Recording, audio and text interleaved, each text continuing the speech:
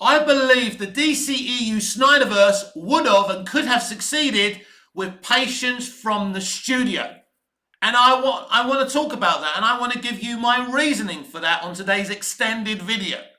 But I also want to ask the question, why didn't people go out and watch Justice League on the opening weekend? Don't forget that nobody knew it was going to be as big a clusterfuck that it ended up being. So what happened? What went wrong? Why weren't people interested in coming out opening weekend? Now, for the fools and the idiots who blame Batman vs Superman Dawn of Justice for that situation, you are playing wrong. And here's why. Because after Batman vs Superman, the first Suicide Squad film made just under 800 million. Badly reviewed, but the box office was great. Then there was Wonder Woman that came after BVS and came after Suicide Squad, neither film damaging the positive word of mouth for that film. That film made 800 million at the global box office. So clearly, people came out for Wonder Woman and Suicide Squad. No matter what the critics said, critics loved the first Wonder Woman. So, in that element, why didn't people come out for Justice League not knowing that it was going to be shite, that they were recycling Zack's work? But even worse than that, bad CGI, horrible narrative, a horrible execution of a restructuring of a movie. But nobody knew that before they saw it. But there were red flags. For example, when we heard the announcement of the movie being 1 hour 59 minutes or 2 hours, we started to suspect not only was this not the movie that Zack wanted us to see, it was going to be a lot worse than that. Now, it's a DC movie. I went to see it. I was excited. I liked the trailers. They used a lot of Zack's footage that we didn't see in Justice League to promote that movie. The trailers were very exciting and very great. So we get that trailer, and at the beginning of the trailer we get Superman, or shall I say Clark Kent, standing in the cornfield. I take it that's a yes. Lois goes, what? The ring. Great scene, isn't it? We didn't see that in Justice League. We thankfully later saw it in Zack Snyder's Justice League. So it's clear that people saw the red flags that I did. And that's why people didn't come out. People not coming out for Justice League had nothing to do with their thoughts and feelings or even fears of the Snyderverse. But of course, by the release of Justice League, Zack Snyder had already been fired unceremoniously. And here's the thing, we didn't know he'd been fired. Now, when Joss Whedon was announced to replace his good friend Zack Snyder to see the Justice League movie home, we also, correction. A lot of people, and kind of the way WB were talking, it was just a temporary measure for Zack to get his stuff together. He was mourning his daughter. He had every right to take some time out. But that wasn't really the wholehearted, honest reason why Zack had to walk away from WB, the DCEU, and his beloved Justice League movie. It was because he was forced out. Him and Deb were more than willing to promote that movie, to finish that movie. We now know that. But WB made that impossible for them while they were also mourning their daughter. This is Hollywood, my friends. I've lived there. I was brought up there. I get it. I know it. You don't. All you know is the Blu-ray BTS. That is mainly bullshit. The blooper reels that are actually bullshit. They pretend to do bloopers so they can put them on a Blu-ray so you can all have a good laugh. Yeah, ain't it good? Ain't they lovely people in Hollywood? Mostly, they're not. There are some good eggs out there that I'm still in contact with. I like good eggs. I don't like bad eggs. They make my stomach ache and, I'm on the toilet all day. It's a bit like living in Hollywood with a bunch of pretentious prats. So that's what they are. They're not very nice people. Only yesterday, I spoke to you about James Gunn wanting a fellow director's film, James Wan's Aquaman and the Lost Kingdom, to fail. He can smile. He can pretend he's about kindness and compassion. But he's ambitious. He's not just a director now, he's a businessman, and he wants his DC to succeed, not James Wan's.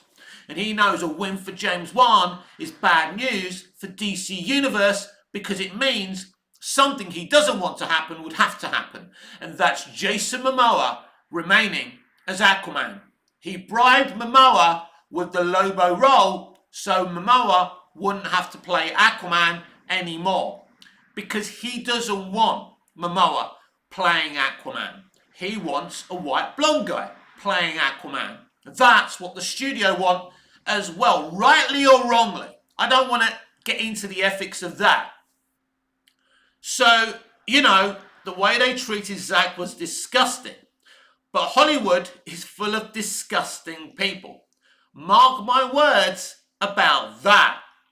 So, basically, Justice League didn't fail because of BVS, because Wonder Woman and Suicide Squad didn't fail because of BVS. But just imagine something. What if they kept faith with Snyder and his DCEU vision? So we have Batman vs Superman Dawn of Justice, a polarizing movie that has mixed reviews to bad reviews from verified critics on Rotten Tomatoes. It makes $850 million below the money that WB wanted for it. So now you have Man of Steel and BVS that didn't make the money the studio wanted for it. We can talk all day about both box offices being solid. They were expensive movies, and did they break even? Did they make a profit? I don't think the profit margin was that huge. The movies needed to make more money commercially. It's as simple as that. But 650 and 850 isn't a disaster usually. But those movies cost a lot of money to promote and to make. And how much they cost to make, has been a debate for a very, very long time. So I don't know if they made a profit, broke even, or even lost money. But we know what did lose hundreds and hundreds of millions of dollars. And that was Justice League. Not only because they had to reshoot some of that movie to recycle it, then they gave Zack $70 million, or John Stankey of AT&T did, to finish off that movie, which Zack did. Zack Snyder's Justice League is the closest thing to the Lords of the Ring trilogy you'll ever see, not just at DC, but in a comic book movie. And that's a good thing. It was unique. It was different. It was character driven. It was one of the finest pieces of work I've ever seen artistically. And it's interesting, a lot of people from the mainstream audience also loved that film, heralding industry compliments that Zack Snyder had never got before since 300. So, with all that being said, if they left Snyder alone and they released his Justice League, it wouldn't have been the 4-hour Zack Snyder's Justice League. Let's assume a 2.5-hour movie, 2-hour-50, maybe 3 hours at most, learning from the mistake of cutting half an hour from BVS. So we got Man of Steel 650, BVS 850, The Suicide Squad 750, 780, not bad box office for a Suicide Squad movie, much better than James Gunn's The Suicide Squad, a film I actually really like and admire, by the way. Then we got Wonder Woman, around 800 million. So if Zack's Justice League comes out with those box offices, because look at it, 650, jumps up to 850, then goes back down with Wonder Woman to 800 because basically you don't have Batman and Superman, you don't have two very popular superheroes in a movie. Yeah, I mean, it's another cause for debate. Should a Wonder Woman movie be making $1 billion? Who knows? Let's not go there. But Wonder Woman is a great movie. So with Wonder Woman making 800 million, you know, you could say that a Justice League movie, not Justice League, but the one from Zack Snyder, could have made again around 800 million. The reason the WB sunk the Snyderverse, the reason Snyder's verse was so polarizing to audiences today is because of the mentality. You either make a bright MCU fun-coloured movie that makes $1 billion, or you're a loser. You're a failure. That's not just the public perception today, it's the industry perception as well. And both those people, both those sides are fucking wrong. Let me be clear about that. Fucking wrong. It doesn't matter whether a movie makes 800 million or $1 billion. Those are both good figures. As a studio CEO, you'd rather get the $1 billion than the 800 million.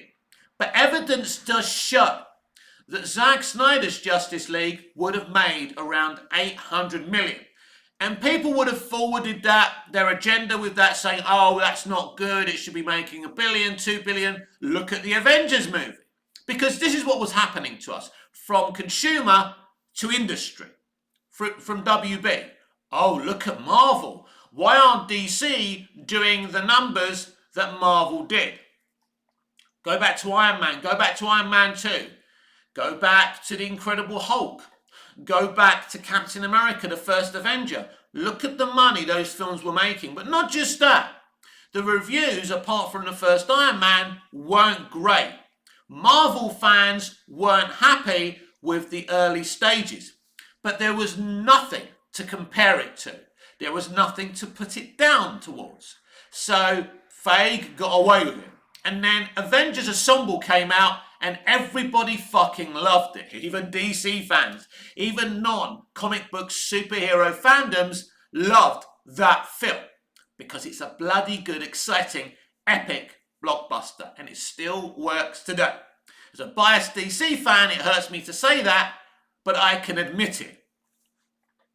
But the comparisons that the DCEU had to face in comparison to the MCU were totally unfair. Snyder is Snyder. Was it right to bring him into a mainstream DC franchise? Was it wrong? I mean, we've had these discussions so many times on this platform. And I don't know. It all depends what you want from your superhero movies. Top dollar that is serviceable to the mainstream audience, or do you want to give them something more? And Zack Snyder was giving us something more. And giving the audience something more isn't always popular with the mainstream, right? That, like Blade Runner 2049, there's a lot of cinephiles who love that movie.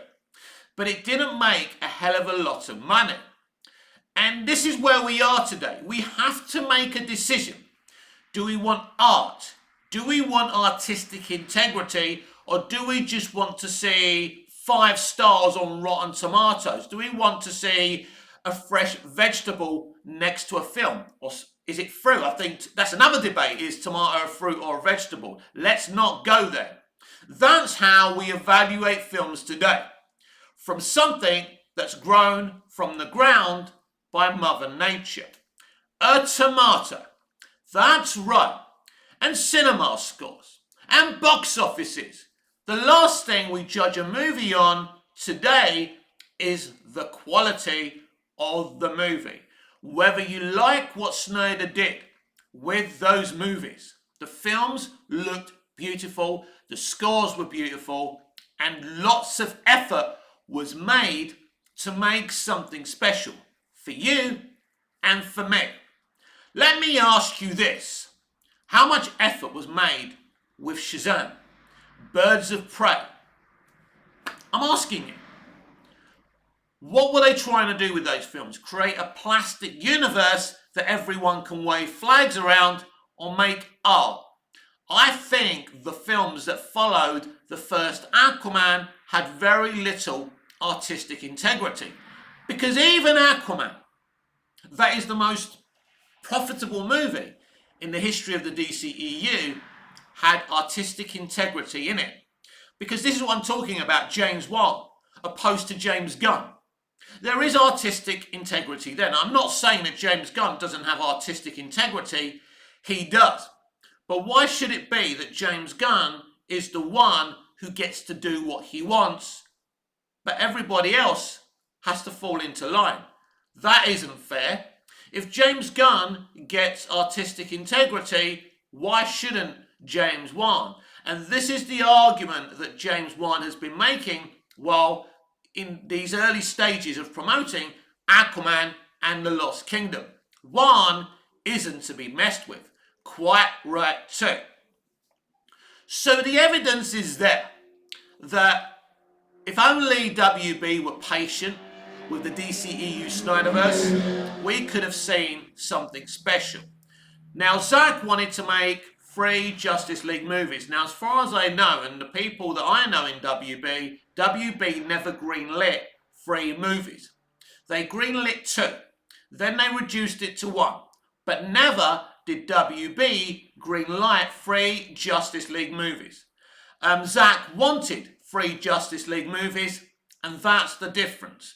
But if you were dealing with the old Warner Brothers, the Warner Brothers that allowed Dick Donner to make 4 brilliant Lethal Weapon movies, the Warner Brothers that through their parent company, New Line Cinema, made 3 outstanding Lord of the Rings movies, 3 of the best films ever fucking made. Probably 3 of the best adaptations ever made. That Warner Brothers would have allowed Zack to follow through with his plan. But not this Warner Brothers. Not the Warner Brothers of Toby Emmerich, of Sujihara. Do you remember him? That's the problem. Because when you've got suits in charge who don't have a love for art and for film, you have a problem. But the previous leaderships of WB understood film and understood if you allow the artist to make a great piece of work, you will automatically make big bank. Eventually. Because of this era and the lack of understanding, this is why Snyder's verse had problems. Because people wanted to see the MCU. The MCU really caused, the Snyderverse so much problems. Because everyone wanted everything to be like Marvel. That's the human mentality. But that's today's mentality as well. Wouldn't it have been boring if we had a DCEU that was made in a can and processed like a can of vegetable soup? Wouldn't that have been boring? Wasn't it better that we had a Man of Steel and a Batman versus Superman and a Suicide Squad movie that tried to become a processed vegetable soup, but still was quite unique and individual, and some of those performances were still outstanding. An outstanding Wonder Woman movie and an outstanding Justice League movie was coming, as we now know. But we didn't get that, because Warner Brothers wasn't run by the titans of industry by this time. It was run by cowards who thought, if we can just be lazy and chisel in the MCU qualities, we can make an easy $1 billion. Well, Justice League didn't make $1 billion. It flopped. It made $650 million at the global box office. But these people with these mentalities would continue to try and destroy what Snyder built. And every time they tried, they lost, and they lost big. Like this year's Shazam! Fury of the Gods. The Flash movie and Blue Beetle, whether you like those movies or not, they failed. Now, I've been lecturing about that not being the most important thing. The quality of the movie and your personal enjoyment, for me, is the most important thing. But Hollywood is also a business. But, ironically, Shazam! Fury of the Gods and Blue Beetle and the Flash movie were made the way they were because the people at Warner Brothers felt this is how you do good movie business. This is how you make big box office. And they were wrong. Because guess what? The Snyderverse made more money than Shazam! Fury of the Gods, Blue Beetle, and the Flash movie. Better movies, as far as I'm concerned. What the Hamadaverse did was make cheap, easy movies that people saw. Look, you're always going to have the Shield DC fans that are going to say, oh wow, look at that. And then trying to plug their agendas on social media. But the truth is, the Flash movie, Blue Beetle, and I think to a lesser extent, Shazam! Fury of the Gods, because that's more of a solid movie. Not a great movie. A movie with problems. Absolutely. The problem with Shazam! Fury of the Gods is it betrays its first movie, because at the very least, the first movie tries to be about family, about two boys in an adult world. It works. They betray everything they did in the first movie to force Rachel Zegler in that movie. And it didn't work. And this is the aesthetics of New Hollywood.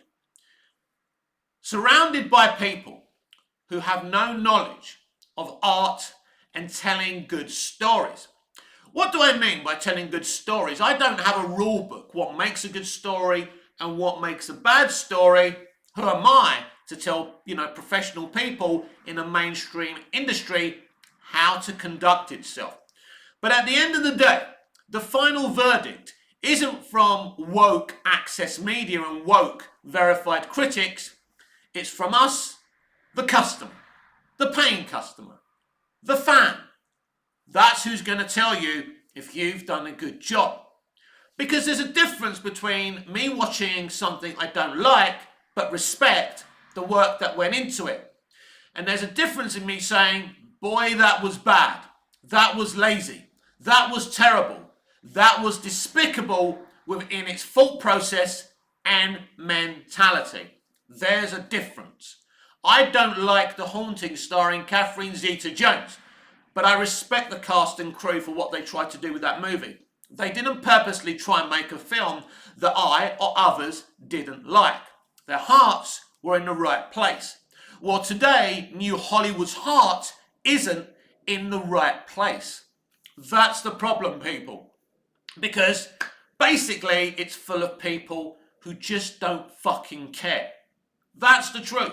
Not about film. They're so obsessed with their political ideology and forwarding their ideology and their ideas. They're attempting to brainwash you and us with their ideology instead of entertaining us and squeezing some of their ideology in.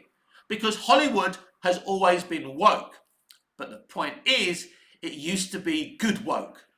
But in the good old days, they had their woke narratives woven in gently. Today, they put their steel metal toe cap boots on and they go, and they bash us over the head with the sledgehammer. Boom! Boom! So by the time we finish watching the movie or the TV show, we've got a fucking headache. And that's the problem. Just go and watch Barbie for a great example of that mentality. So the Snyderverse absolutely could have succeeded in the end with patience because the movies were quality and I enjoyed them. They represented the characters that I've grown up with really well, but they were made in a contemporary way, and that's okay. Different is hard to accept, especially if you're from the older generation. Some people loved the Snyderverse, some people rejected it. But I think if we were run, if WB was run by the former leadership that gave Dick Donner the freedom for Lethal Weapon and, gave Peter Jackson the freedom to make those great Lord of the Ring movies. Is it Lord of the Rings? Yeah, all right, Lord of the Rings, yeah, plural, right? If we had that leadership, then that would have made things different for Zack Snyder and DC. And by the time we got to the third movie, and Henry Cavill's Superman is leading a meta-human army against Darkseid and his minions, I believe people would have said, fuck yeah. That was a return of a king moment. The return of the king, just like in the third and final Lord of the Rings movie. And people would have celebrated it. And Henry Cavill's Superman would have been up in lights forever and immortalized. That didn't happen because we are surrounded by a consumer that simply rejects art and judges a movie on whether it makes $1 billion or if it's got 5 fucking vegetables next to its fucking name. Or if some nutjob like Grace Randolph likes the movie. And that's the effing problem. And everyone is obsessed with their political ideologies. A film, if it's not woke enough, if it's not inclusive enough, is a bad movie today. If it doesn't have a fresh score on Rotten Tomatoes, it's not a good movie today. If it doesn't make $1 billion or more, it's not a good movie. Wrong, wrong, wrong. And this is why the Snyderverse failed. Not because it was bad, not because it was wrong, because we are in the wrong era. I've said it before. Put the Snyderverse in the 90s or the early noughties or even the 80s or the 70s, right? People would have gobbled it up and loved it. Unfortunately, the Snyderverse came in an era that couldn't appreciate it. The mentality of judging a movie on Rotten Tomatoes scores and verified critics' opinions and $1 billion box office is one of the many reasons this industry is failing and is on its knees and it is on the verge of bankruptcy. And the consumer have a part to play there as well as the industry itself. Because valuing a movie, not on the movie, and not on the movie's qualities, but everything else around it is the problem today. And where has that gotten us?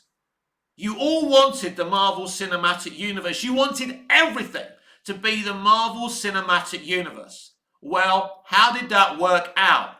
We now have the Marvels coming out, which is going to be a fucking disaster. And even Disney and Marvel Studios now have conceded privately it's going to be a fucking disaster. That's why critics are not going to be allowed to review the movie publicly very close to its release. So the Marvel Cinematic Universe is dead. But if the studio and the consumer were patient with the Snyderverse, things could have been very different. As we close off this video in this next couple of minutes, we ask a serious question. What is going to happen next? Will James Gunn's DC Universe succeed? Is there a chance for the DCEU under Zack Snyder to return one day? Well, yes. There's always hope and there's always a chance. And it's up to you. It's up to fate and it is up to what happens with James Gunn. It's all very, very interesting. But something nobody's really talking about, especially the Snyder fandom. Stop being so over-focused on James Gunn. Support Rebel Moon. Because let me tell you this. If Rebel Moon succeeds, James Gunn will be looking over his shoulder. I believe that Rebel Moon is going to be a fantastic movie. And the Star Wars that we deserve in this day and age. Because Zack Snyder is a great filmmaker. He's made a lot of films. Some of them I think are absolute things that are locked in my mind and heart forever. Some of them are not as iconic as some of the others he's made. The zombie movie he made and the spin-offs on Netflix, they're good, they're just not great, as far as I'm concerned. But his DC stuff is outstanding. His 300 is outstanding. His Watchmen is outstanding. Zack Snyder is an outstanding filmmaker in the wrong time.